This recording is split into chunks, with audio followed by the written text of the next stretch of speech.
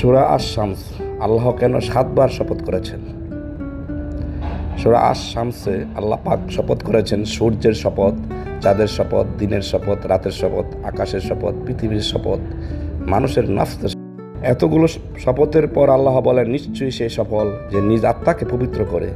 সূরা আশ-শামস আয়াত 9। পাপ নয়, নফসের পবিত্রতাই আল্লাহর কাছে আসল সফলতা।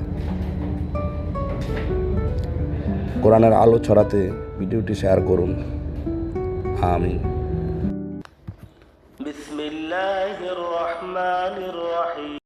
والشمس وضحاها والقمر إذا تلاها। শপথ সূর্যের উজ্জ্বল কিরণের, শপথ চাঁদের যখন তা সূর্যের পিছনে আসে। والنهار إذا جلاها। শপথ দিনের যখন তা সূর্যকে উদ্ভাসিত করে। والليل إذا يغشاها।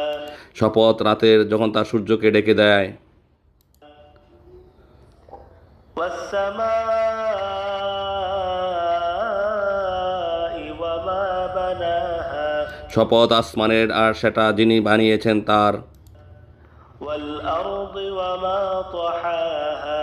শপথ জমিনের আর সেটা তিনি বিছিয়েছেন তার। ونفس وما سواها। শপথ প্রাণের আর তিনি যা তা সামঞ্জস্যপূর্ণ করেছেন।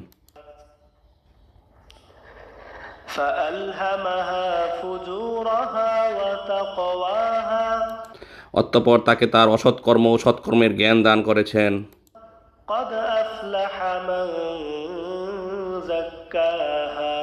সেই সফলকাম হয়েছে যে নিজ আত্মাকে পবিত্র করেছে।